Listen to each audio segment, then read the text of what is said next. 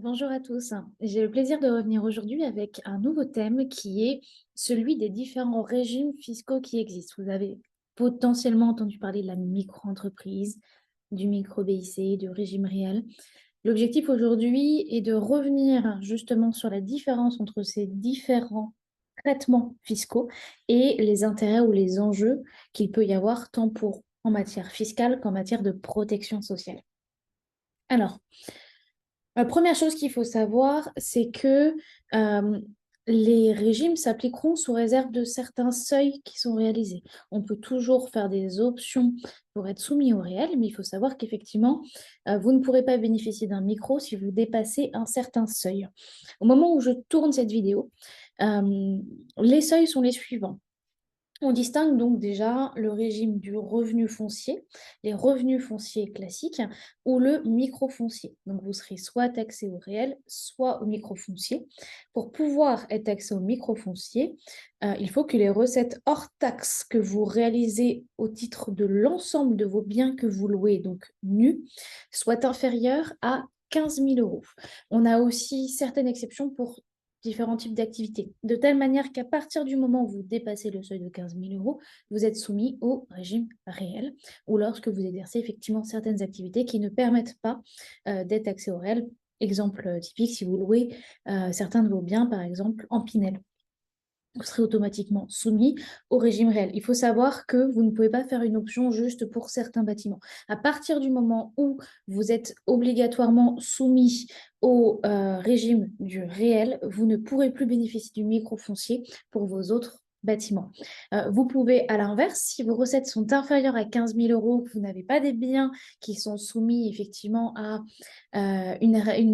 qui sont soumis à des règles spécifiques qui empêchent l'application du microfoncier, vous pouvez quand même décider d'opter pour le régime réel. C'est notamment intéressant, on en verra plus tard, si vous avez des charges qui excèdent le montant de vos revenus et que vous voulez vous constituer un déficit foncier qui sera imputable soit sur vos revenus au cours de l'année, sur l'ensemble de vos revenus, soit sur vos futurs revenus fonciers.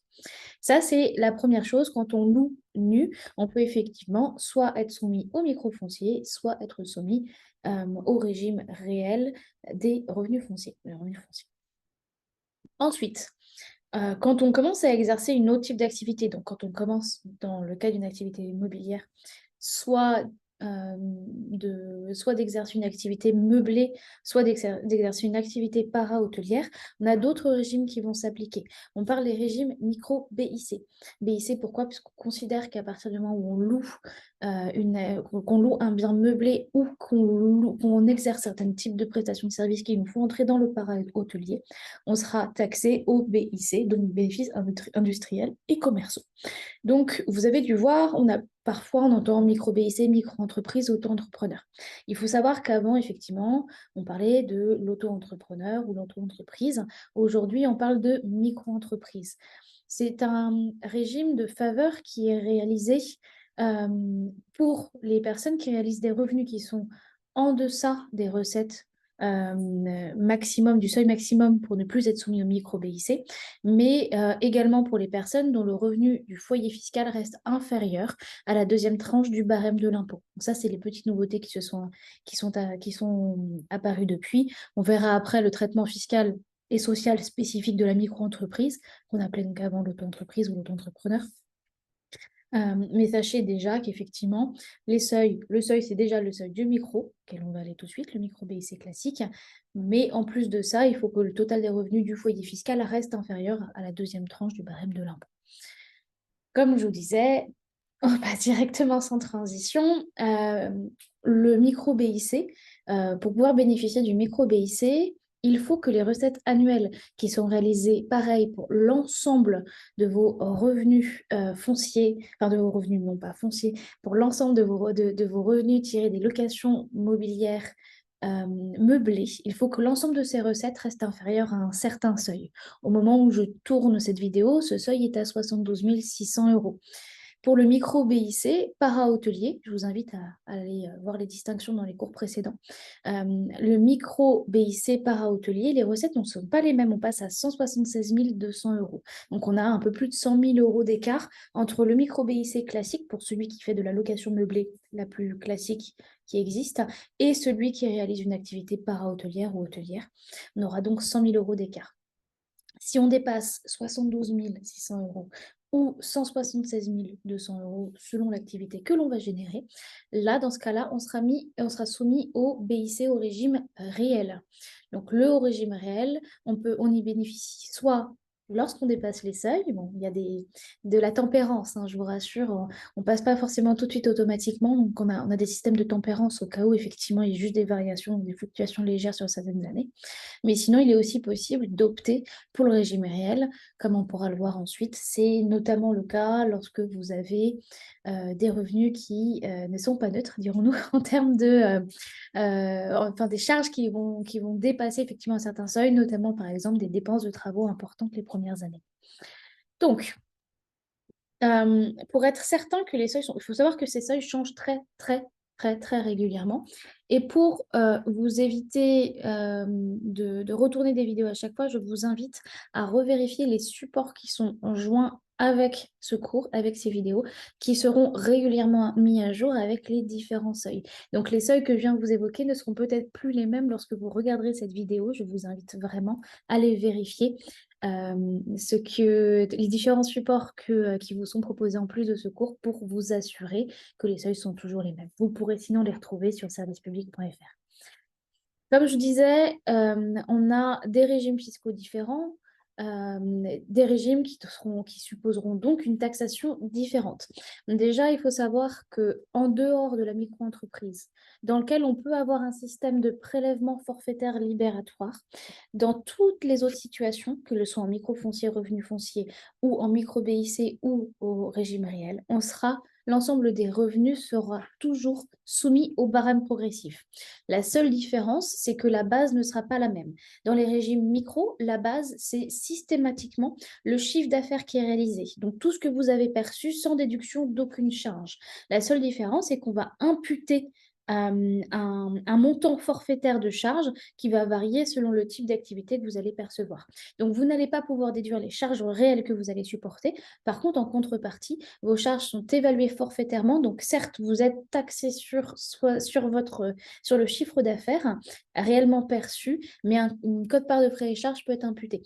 Ce qui est intéressant, c'est que parfois, les charges sont inférieures au fameux forfait, et c'est là que ça devient intéressant. Attention, quand vos charges dépassent le forfait, il est souvent plus intéressant d'opter pour les régimes réels, sauf dans les situations où, par exemple, la variation ne sera que pour une année et repartir après sur des cas, voilà. Il y a des 3 petits calculs qu'il faut faire. Il faut toujours faire attention au montant des charges que l'on va supporter pour vérifier que l'on est toujours correct. Comme je disais, microfoncier, revenu foncier. Revenu foncier, régime réel, toutes les charges sont déductibles. Alors, pas toutes les charges. C'est quelque chose qui sera évoqué dans un cours un peu plus longuement pour savoir effectivement quels sont les travaux déductibles, les charges déductibles et celles qui ne sont pas. Il faut savoir que toutes les charges ne sont pas déductibles au réel lorsqu'on fait de la location nue. Mais effectivement, les charges que vous supportez pourront être imputées sur vos futurs revenus ou sur vos revenus actuels et sur les éventuels futurs revenus si vous commencez à constater l'existence d'un déficit. Donc, vous serez taxé sur vos recettes diminuées des charges déductibles. En microfoncier, on a une imputation forfaitaire de 30%. Ça veut dire qu'on va regarder toutes les recettes que vous avez perçues. On va déduire 30% de ces recettes. Donc, vous serez taxé sur 70% de vos recettes et le tout sera après soumis au barème progressif. En matière de location meublée ou para-hôtelière, si vous êtes au régime micro-entreprise, vous allez avoir un prélèvement forfaitaire de votre imposition libératoire, ce qui est extrêmement intéressant puisque vous pourriez potentiellement n'être taxé qu'à hauteur de 1% pour les activités classiques ou de 1,7%, enfin 1% pour les activités hôtelières, pardon, et de 1,7% pour les locations meublées professionnelles.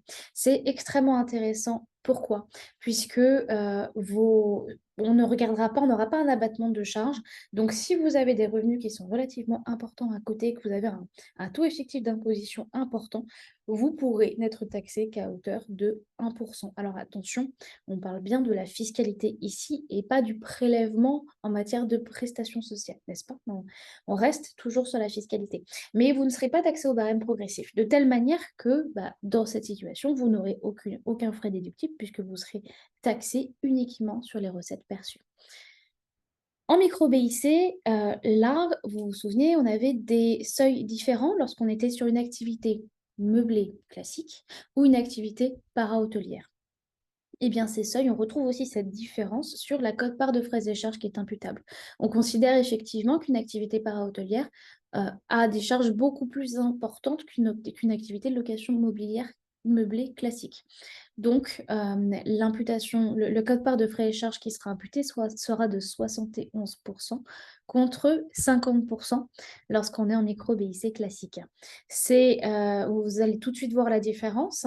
On est en micro-BIC para-hôtelier, donc on peut réaliser beaucoup plus de revenus et mieux avant de passer au régime réel et on ne sera taxé que sur 29% des recettes effectivement perçues. En meublé classique, le seuil sera plus bas et la quote-part de frais et charges sera également plus basse. Donc, vous serez taxé sur 50% des recettes effectivement perçues. Au régime réel, la question ne se pose tout simplement pas puisque vous pourrez déduire toutes vos charges. Et contrairement aux revenus fonciers, cette fois-ci, toutes les charges sont déductibles. Il n'y a pas de spécificité, hormis le cas de dépenses qu'on dit somptuaires, par exemple, si vous décidez d'acquérir par exemple des tableaux à 2 millions d'euros alors que vous faites de la location à 30 euros la nuit. C'est sûr qu'on vous dira peut-être que les dépenses ne sont pas tout à fait adaptées puisque pas en adéquation avec les revenus que vous percevez. Mais en dehors de ces cas un petit peu extrêmes, il faut savoir qu'effectivement, l'ensemble des dépenses que vous allez supporter pourront être imputées sur vos revenus. Et si vos revenus, s'il s'avère que les dépenses excèdent vos revenus, une partie sera imputée sur l'ensemble de vos autres revenus perçus au cours de cette même année et le reste sera constitutif d'un déficit qui sera imputable sur les futurs revenus que vous pourrez percevoir les années suivantes, sans limitation de durée, contrairement aux revenus fonciers ou au LMNP.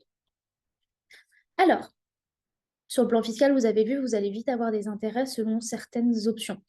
Il y aura des moments où il sera utile de vous poser véritablement la question de est-ce qu'il n'est pas intéressant à un certain moment de préférer être au réel, quitte à y renoncer plus tard. Il faut savoir que vous avez la possibilité d'opter au réel et d'y renoncer les années suivantes. Avant, on était bloqué sur 3 ans. Maintenant, selon le type de revenu, l'option peut n'être applicable que sur une année. Ça peut être assez intéressant pour vous, mais attention, si vous faites de nouveau une option pour être soumis au micro, l'éventuel déficit que vous avez constaté ne pourra pas s'imputer. Mais ça peut être une belle option au départ si vous supportez des lourdes charges de travaux, notamment si vous achetez un bâtiment qui est dans un piteux état et que vous engagez des centaines de milliers d'euros de réparation. Il peut être intéressant d'être soumis plutôt au réel pour bénéficier d'un déficit qui vous permettra d'effacer votre imposition au fur et à mesure pour éventuellement, pourquoi pas, réopter par la suite au micro-BIC lorsque vos charges seront plus basses. Donc, c'est des choses qui sont possibles. Vous voyez bien que la question de réaliser ou pas une activité para-hôtelière pourra vite se poser dans votre cas si effectivement vous commencez à faire du meublé de tourisme.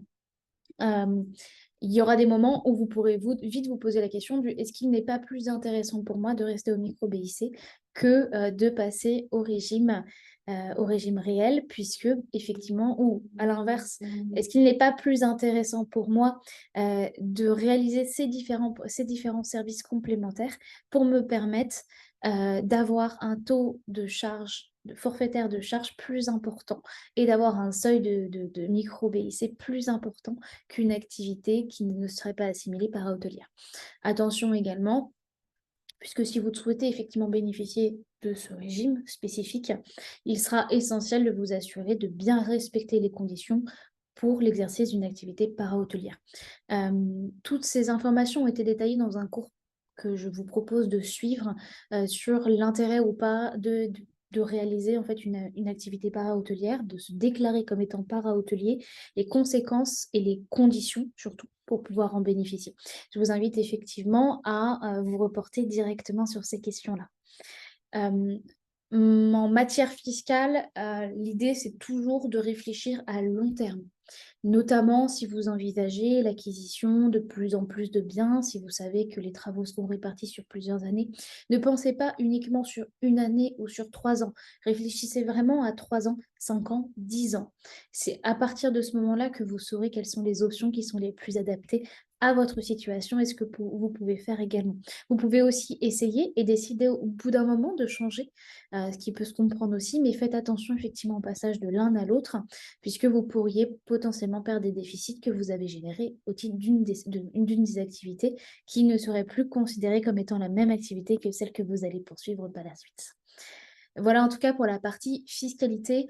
Autre chose qui est importante aussi, c'est de se poser la question de votre protection sociale, puisque si vous décidez d'exercer cette activité à titre principal, ou que l'une ou l'autre des personnes de votre foyer fiscal décide de le faire, il est quand même important de se poser la question de votre protection sociale. En matière de protection sociale, vous le savez, il y a plusieurs choses qui entrent en jeu. Il y a tout ce qui est lié à la maladie, à la prévoyance, si vous arrivez à un accident, mais également la retraite. Il faut savoir que les protections seront bien sûr différentes selon les différents régimes qui seront faits. Les taux d'imposition seront aussi différents. Et c'est pour ça qu'il est essentiel de se poser quelques questions. Lorsqu'on loue nu, que ce soit en régime microfoncier ou en revenu foncier, il faut quand même anticiper que ce n'est pas une activité qui est assimilée à une activité professionnelle. Vous n'aurez donc pas de protection sociale, pas de retraite, ce qui signifie à l'inverse que vous n'aurez pas de cotisation spécifique sur cette activité en dehors des prestations, des prélèvements sociaux qui s'appliquent sur les revenus du patrimoine. Donc vous aurez potentiellement des prélèvements sociaux qui seront plus faibles que ceux du travail, ceux d'une activité. Par contre, ils ne vous permettront d'obtenir aucune protection sociale. Ce qui n'est pas nécessairement le cas d'une activité meublée et ou d'une activité para-hôtelière. C'est là qu'il faut aussi se poser la question. Lorsqu'on commence à exercer une activité meublée ou para-hôtelière, donc une activité soumise normalement au régime des bénéfices industriels et commerciaux, vous allez effectivement avoir des solutions différentes. Il faut savoir que la micro-entreprise est un régime qui reste particulièrement protecteur pour l'entrepreneur qui souhaite effectivement se lancer. Déjà parce que on parle de forfait social, donc le taux pourra être plus faible, en tout cas sera prélevé trimestriellement et vous permettra de cotiser à la retraite de manière plus confortable que ce que vous pourriez avoir dans d'autres régimes. Donc vous n'aurez pas nécessairement besoin de souscrire des assurances complémentaires pour vous assurer une retraite minimum. Les taux de cotisation sont les mêmes qu'en matière de micro. Si vous exercez une activité hôtelière ou para-hôtelière, le taux sera de 12,8%. Si vous exercez une activité de location meublée professionnelle, le taux sera de 22%. Je tiens à préciser, puisque la question peut se poser, attention, on parle bien d'une activité professionnelle. Pour le LMNP, on a un régime particulier qui n'est pas nécessairement évoqué ici, puisque ce n'est pas quelque chose vers lequel vous tendrez nécessairement dans un premier temps. C'est intéressant de parler du nu et du meublé pro et meublé para-hôtelier dans ce cours-ci, puisque l'objectif, c'est de vous aider à vous poser la question du est-ce qu'il vaut mieux que je loue le bien à une entreprise qui exploitera par la suite mon bâtiment, ou quelle est la protection sociale que j'aurai ou la fiscalité que j'aurai si j'exploite directement mon activité professionnelle au sein de l'entreprise. On ne parle pas nécessairement d'une activité non professionnelle ici. Il y a des vrais débats sur la protection spécifique qu'on doit avoir en LMNP, débats dans lesquels on ne rentrera pas ici, mais je serais ravie de pouvoir apporter plus de précision par la suite. Revenons à nos moutons. Donc, comme je vous le disais, la micro-entreprise, vous allez avoir un forfait social qui sera versé trimestriellement, forfait social qui vous permettra de bénéficier d'une protection sociale et d'une retraite correcte, avec les taux de cotisation qui étaient évoqués tout à l'heure. Lorsque on ne peut plus bénéficier du régime de l'auto-entreprise et lorsqu'on est en micro-BIC, classique ou para-hôtelier. Il faut savoir que les règles seront celles qui étaient évoquées les taux seront les mêmes, mais les règles sont un petit peu différentes. Il faut savoir qu'effectivement, votre protection sociale sera limitée. Effectivement, l'entrepreneur indépendant ne va pas bénéficier d'une protection qui est similaire à celle de l'auto-entreprise et bien sûr pas du tout celle d'un salarié. Donc il est essentiel lorsqu'on est en micro de réfléchir quand même à se protéger à côté, d'accord? Parce que votre protection ne sera pas très importante en matière d'IG et vous ne serez pas systématiquement indemnisé ou le taux de carence sera très important et donc raison pour laquelle souvent l'entrepreneur individuel souscrit à des prévoyances à côté. Ça n'empêche de toute façon pas que vous serez de toute façon soumis à un taux de cotisation. Il faut savoir que là, pour la retraite, vous allez avoir une cotisation qui va être euh, réalisée au regard de votre chiffre d'affaires pur et non de votre bénéfice. Puisque, comme je vous le disais auparavant, on est sur un régime qui est à peu près similaire à celui applicable en matière de fiscalité. Vous allez avoir un taux qui va être appliqué directement sur votre chiffre d'affaires. Le taux, comme je vous le disais tout à l'heure, est différent selon le type d'activité que vous allez exercer. Il sera de 12,8% pour les personnes qui exercent une activité para-hôtelière et de 22% pour celui qui exerce une activité meublée professionnelle. Je tiens toutefois à vous préciser que dans ces trois options, c'est-à-dire auto-entrepreneur, micro-BIC classique ou para-hôtelier, il vous sera possible d'obtenir une réduction sur vos premières années si vous avez la possibilité de faire une option ACRE, comme on dit, donc bénéficier du régime ACRE, donc de l'aide à la création, à la reprise et à la création d'entreprise. Ça, c'est effectivement pour le régime micro. Quand on passe au régime réel, là, alors la protection sociale, c'est pareil, elle est toujours limitée. La différence, c'est qu'en souscrivant effectivement des contrats de prévoyance à côté, vous pourrez mieux vous protéger et surtout déduire ces cotisations-là, ce qui n'est pas neutre quand même. Là, vos cotisations retraite seront différentes puisqu'elles ne seront pas fixées, déterminées au regard du chiffre d'affaires que vous avez réalisé, mais bien du bénéfice réalisé. Étant précisé d'ailleurs que vous aurez la possibilité de déduire également fiscalement les, les cotisations que vous verserez à une retraite privée, ce qui est quand même pas neutre au regard de certains engagements. Donc vous pourrez effectivement bénéficier d'une retraite qui sera, le taux de cotisation de retraite sera effectivement basé sur votre bénéfice et non pas sur votre chiffre d'affaires, ce qui peut être potentiellement intéressant. À l'inverse, vous aurez là aussi la possibilité de pouvoir déduire vos cotisations de retraite privée. Vous doutez par contre que si vous ne réalisez pas de bénéfices, vous ne cotisez pas, ce qui peut donc être problématique les premières années où vous allez réaliser notamment plus de déficits que de bénéfices si vous avez de lourdes dépenses de travaux anticipées.